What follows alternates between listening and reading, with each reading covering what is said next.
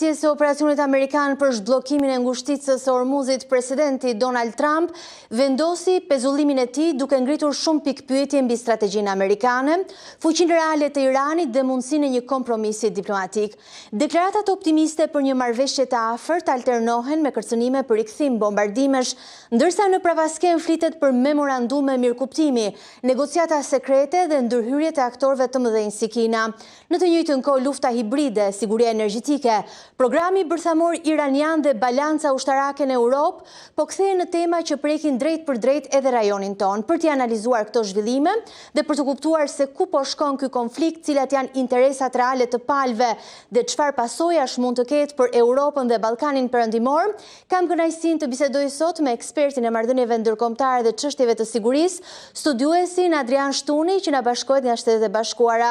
Zoti Shtuni, ju falenderoj që jeni sot me ne, është kënaqësi. Jeni të mirëpritur, faleminderit për ftesën. Përse presidenti amerikan Donald Trump e pezulloi operacionin Liria për zhbllokimin e Ormuzit vetëm 2 ditë pas nisjes së tij? A kuptuan Shtetet e Bashkuara që suksesi atje do të ishte i vështirë, apo presioni ndikoi në nxitjen e Iranit drejt një kompromisi? Po pezullimi mua më duket se ka të bëjë më shumë me arsye diplomatike, sesa me ndonjë shqetësim në aspektin operacional për arritjen e synimeve ushtarake. Nuk besoj se, domethënë, 24 orë ndryshuan ndonjë gjë apo bën Shtetet e Bashkuara që të kuptonin diçka më shumë sa i përket suksesit apo dështimit të operacionit që u lajmërua.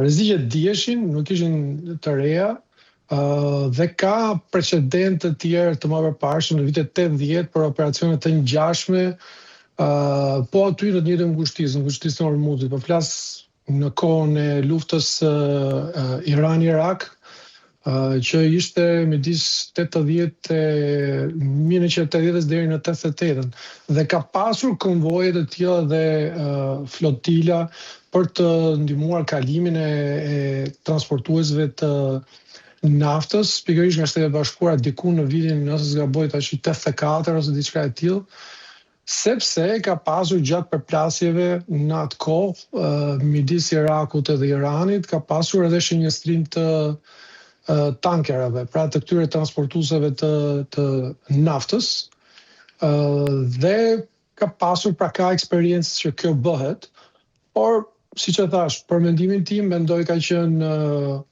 më tepër një vendim diplomatik, sepse është parë që diçka po lëviz në drejtimin e duhur dhe për t'i dhënë hapësirë diskutimeve, sesa ndonjë farë për llogaritje që nuk e bëjmë dot, kështu që le të riqemi.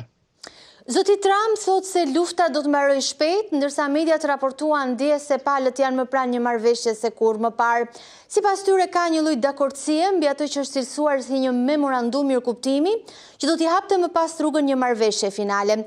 Sa serioz duket ky memorandum një-faqesh dhe si do të zgjidhte ai çështjet të ndjeshme si kontrolli në Hormuz apo programi bërthamor? Po të shikojmë çmimin e naftës, menjëherë sapo u lajmërua, pra për këtë lloj marrëveshje potenciale, ra çmimi i naftës diku nga 12%. Domethënë, kjo tregon që tregjet e marrin seriozisht mundësinë e një marrëveshje, pavarësisht se është në bazë të një memorandumi një-faqesh. Dhe duhet kuptojmë se ka optimizëm real, po çfarë është ky memorandum? Domethënë, ky është një memorandum me 14 pika, është thjesht bazik, shumë i thjesht, por nuk është marrëveshje në vetvete. Ai është thjesht korniza paraprake e cila do të çojë drejt negocimit që potencialisht mund të sjellë një marrëveshje përfundimtare. Dhe nëse ka dakordsi mbi memorandumin, pastaj kjo do të pasohet në një periudhë 30 ditore, ku do të ketë armpushim plus. Çfarë do të thotë? Do të ketë edhe armpushim, edhe diskutime, negocime për të arritur atë marrëveshjen më të hollësishme që duhet arrihet, sepse nuk mund të arrihet një marrëveshje shpejt e shpejt thjesht në bazë të atij memorandumi. Dhe pritet që Irani nga ora në orë t'i jap një përgjigje për këtë memorandum, sepse këto ishin afatet që janë përcaktuar 48 orë. Dhe a do ta zgjidhë kjo pastaj çështjen e kontrollit të Ormuzit? Mendoj që varet dhe përparësia në këtë moment, me këtë memorandum, po jepet pikërisht hapjes së Hormuzit më përpara dhe pastaj diskutimit në detaj të çështjeve të uraniumit apo kapaciteteve nukleare të Iranit në vazhdimsi. Tani ne mund të diskutojmë në hollësi nëse ju interesojnë pikat dhe çfarë pritet në aspektin e diskutimit. E qartë. Zoti Trump flet me optimizëm për një marrëveshje të afërt përfundimtare, por nga ana tjetër kërcënon se bombardimet do të rikthehen edhe më të forta nëse s'ka ujdi.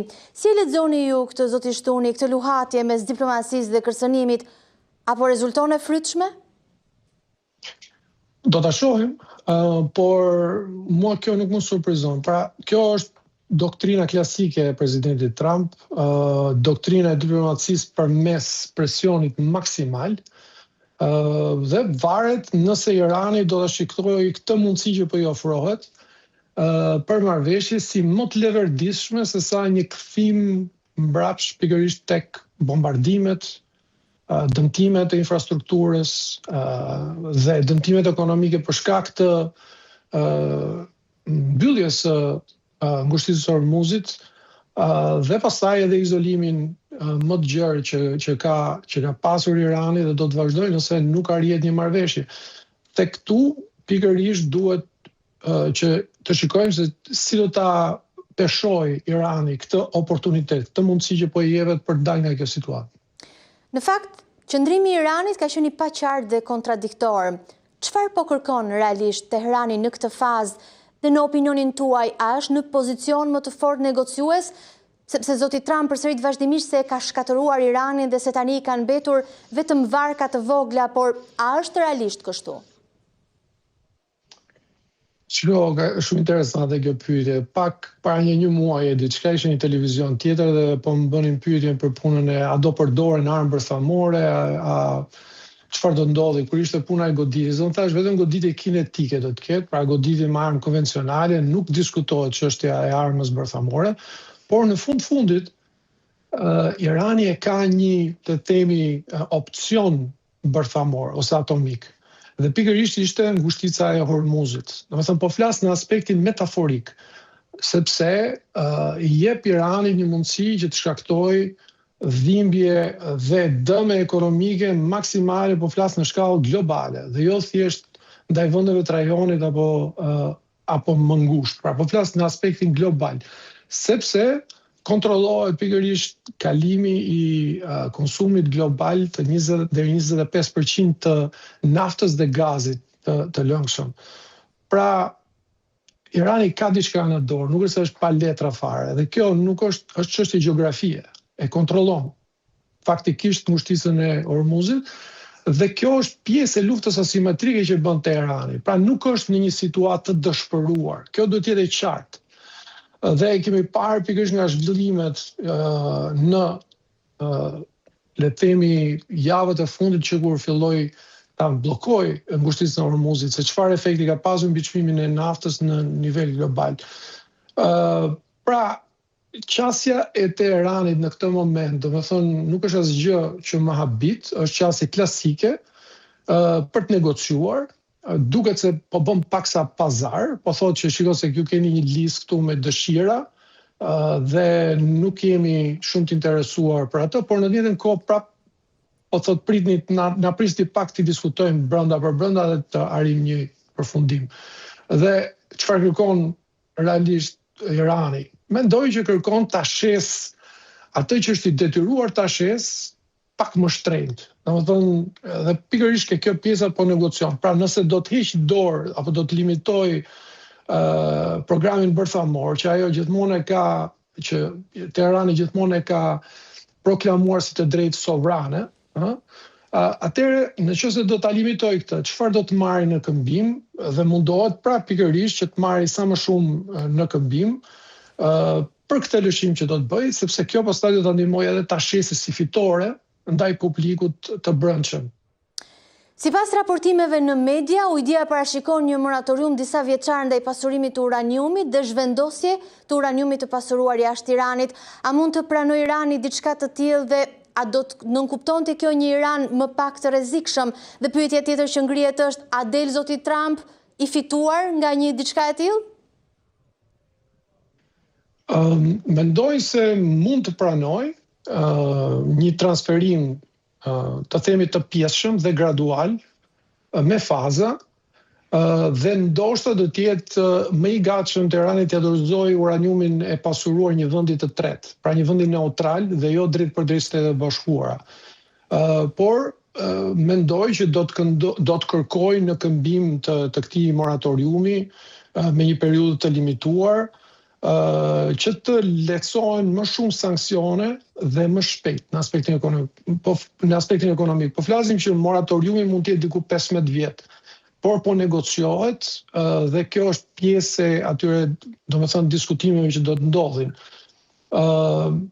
Po të gjykojmë në rastet e më përparshme, të shikojmë se si ka reaguar Teherani. Teherani ka lëshuar le të themi, ka bërë kompromise edhe më përpara ku ka qenë nën presion historikisht, por duke u munduar që ta paketoj lëshimin si fitore në publikun e brendshëm. Pra, kjo është pjesë e kalkulimeve që janë duke bërë. Kurse sa i përket presidentit Trump, domethënë mendoj se do të ishte një fitore, arritja e një marrëveshje, pra nuk po flas vetëm për pranimin e memorandumit, po flas për një marrëveshje të plotë, përfundimtare, që do të jepte fund luftës dhe do të bënte në një farë mënyre që Trumpit merrte një fitore jo vetëm strategjike, por edhe diplomatike. Pra tregoi aftë që të arrinte një marrëveshje paqeje, se për këtë diskuton shpesh. Pavarësisht se ai në fakt ka kërkuar kapitullim të plot nga Teherani dhe në kohë të caktuara fliste edhe për regjim, ndryshim të regjimit. Pra nuk do të ishte një fitore le të themi e plot maksimale, por gjithsesi mendoj që do të ishte një fitore diplomatike dhe strategjike edhe për presidentin Trump. Duket se të dyja palët duan një rrugdalje nga kjo luftë edhe pse me kushtet e veta. Në opinionin tuaj, kush humb më shumë nëse konflikti vjen? Sigurisht Irani do të humbiste më shumë nëse vazhdon lufta, por jo me kosto të vogla për Shtetet e Bashkuara dhe për vendet e rajonit dhe bile edhe më gjerë, po flas për shkak të impaktit ekonomik që është ndjerë dhe që e diskutuam më përpara. Po të shikojmë dëmet që ka psuar Irani deri tani janë kolosale për një ekonomi të gjunjëzuar, do të kisha thënë, siç është ekonomia e Iranit në këtë moment, po flitet diku që kanë pësuar dëme nga 150 deri në 250 bilion dollar, pra miliard dollar, po flas për dëme vetëm të aspektit infrastrukturor nga goditjet kinetike që janë bërë nga ana e Shtetit Bashkuar të Izraelit, po ashtu përditjen duke humbur me 103 milion dollar nga mungesa e shitjes së aseteve të tyre ekonomike që në fundit janë pikërisht nafta dhe nën produktet e saj. Por është e vërtetë edhe që Shtetet e Bashkuara kanë pasur shpenzime goxha të mëdha për të kryer luftën deri tani. Gjithsesi duhet kuptohet lehtësisht, kam përshtypjen se Shtetet e Bashkuara kanë xhepat shumë të thellë dhe kanë një ushtri goxha më të përgatitur, dhe të themi pakrahasimisht më të fortë se sa ajo që ka Irani, po çfarë i ka mbetur tashmë Iranit.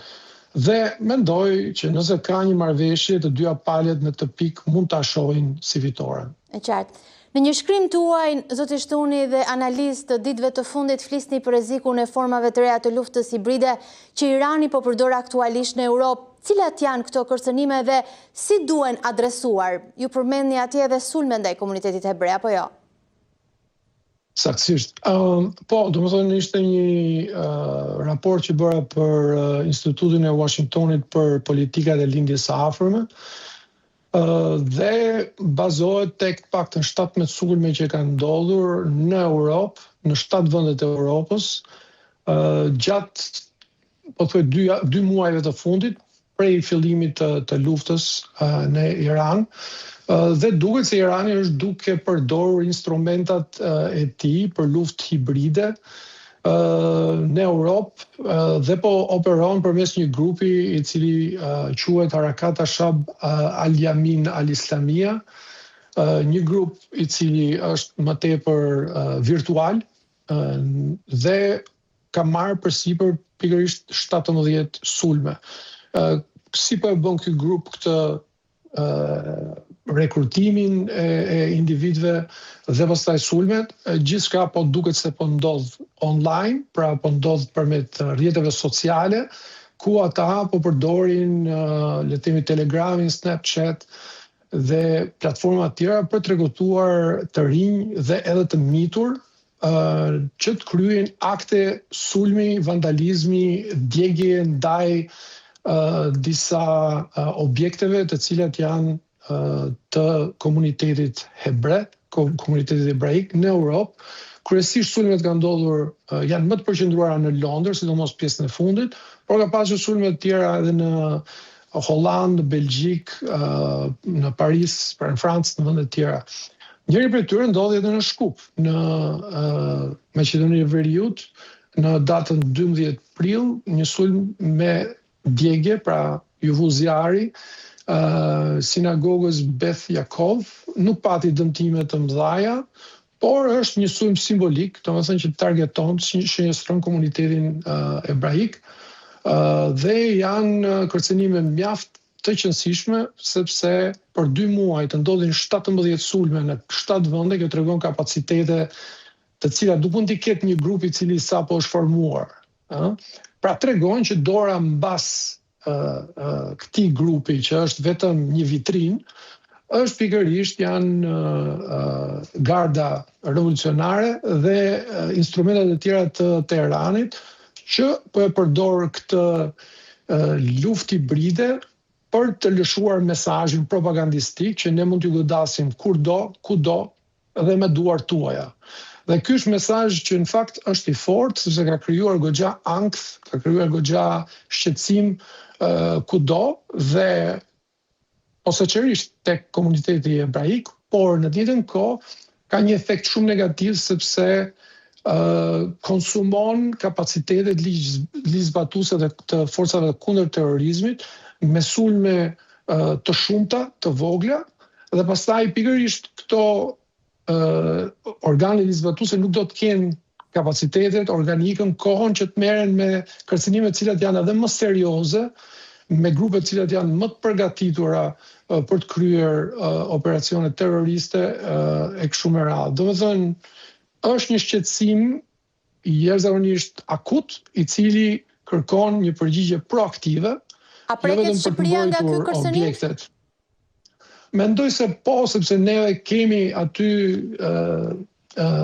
një pjesë të opozitës goxha të zëshme të Iranit, pavarësisht se nuk kemi një prezencë të madhe të komunitetit hebraik, por prandaj përmenda edhe Shkupin, e njëjta gjë është atje. Domethënë nuk është se kanë një prezencë të madhe të komunitetit hebraik, por një sinagogë që ishte sulmuan me zjarrvënie. Kështu që duhet një qasje proaktive për të mbrojtur këto shënjestrat e puta që quhen. Pra që janë objekte të cilat mund të jenë më të cënueshme, prandaj duhet një rritje vëmendjes, rritje kapaciteteve për të goditur këtë lloj rreziku në mënyrë proaktive dhe duke pasur kujdes të shtuar sidomos në planin e shpërndarjes propagandës dhe rekrutimit të minorenëve, sidomos online. Sepse aty janë duke bërë goxha dëm dhe janë duke rekrutuar fëmijë realisht për të kryer sulme të cilat pastaj do të dëmtojnë jo vetëm shoqërinë, por edhe ata që do arrestohen dhe do shkojnë në përburgje. Kam dhe një pyetje të fundit, zoti Shtuni, shqetësuese kanë qenë deklaratat e zotit Trump për të rreshje të trupave nga Gjermania, Spanja dhe Italia. Çfarë pasojash do të kishte një vendim i tillë dhe sa ndikim mund të kishte diçka e tillë tek Ballkani Perëndimor? Vendimi për të rreshjen fillestare të diku 5.000 trupave nga Gjermania nuk është realisht diçka e re. apo diçka që nuk është paralajmëruar më përpara.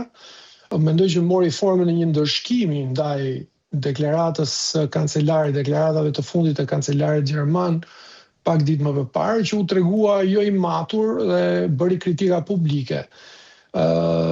Gjithsesi, kjo tërheqje reflekton në një farë mënyrë kërkesat për një kohë të gjatë të Shtetet Bashkuara për një ndarje më të drejtë të barrës së mbrojtjes vendeve në Europë dhe një angazhim më logjikshëm të fortë nga ana e vendeve të Europës pikërisht për mbrojtjen e tyre. Dhe sa i përket tërheqjes së mundshme të forcave edhe nga Italia dhe Spanja. Dhe pra po flasim për tërheqje të pjesshme. Mendoj se ajo mund të jetë lidhur edhe me refuzimin që këto vende kanë pasur që të ndihmojnë me lejimin e përdorimit të infrastrukturës së tyre ushtarake nga Shtetet e Bashkuara gjatë sulmeve ndaj Iranit, apo dhe ndaj apelit që i bëri presidenti Trump atyre që t'i bashkoheshin për hapjen e ngushticës së Hormuzit. Gjithsesi, le të jemi të qartë që, domethënë, kjo tërheqje edhe ndaj trupave që në Gjermani do ndodhi brenda një periudhe kohore 6 deri 12 mujore, nuk do të jetë diçka që do të kryhet nesër. Pra, nuk është një tërheqje totale, është një tërheqje, le të themi, simbolike, sepse ka edhe mbi 30.000 trupa të tjera të Shtetet Bashkuara, trupa aktive, të cilat janë të pozicionuara, të dislokuara pikërisht në Gjermani, ndërkohë që janë diku 70 deri në 100.000 trupa në aspektin e përgjithshëm, amerikane të dislokuara në zona të ndryshme ushtarake, në baza të ndryshme ushtarake të Shtetet Bashkuara në Europë. Pra, po ta shikojmë proporcionalisht, tërheqja e 5.000 nga, le të themi, 100.000 nuk është diçka alarmante, por ajo që është më shqetësuese është mesazhi që dërgohet. Pra, është më tepër është një shkop që po e përdor presidenti Trump ndaj vendeve të Europës, do ishte mirë mos kishte arritur deri këtu. Dhe gjithsesi në planin afatgjat ky lloj shkopi do të krijonte një situatë problematike, por edhe të volitshme në një farë mënyre në Europë, sepse vendet e Europës do ta kuptojnë që duhet të jenë më të vetëmjaftueshme dhe do t'i bëj pikërisht kjo tërheqje që të shkojnë akoma më fort drejt vetëmjaftueshmërisë. Kurse sa i përket Kosovës, unë nuk shikoj një rrezik, sepse nuk është përmendur që të ketë tërheqje të trupave amerikane nga Bondstili apo nga KFOR-i, por çdo përçarje brenda NATO-s apo dobësimi i aleancës në çfarëdo forme nuk përbën diçka pozitive për sigurinë në Ballkan dhe më gjerë për Europën. Zotisht, unë ju falenderoj shumë që ishit sot me ne dhe ndatë këta analistë të thelluar sa i përket situatës në lindjen e mesme, por edhe pasojat për Europën dhe Ballkanin, ishte kënaqësi që ju kishe. Faleminderit, gjithë mirë. Shikues të nderuar, shkëputemi për pak çaste publicitet dhe rikthehemi sërish bashkë në studio.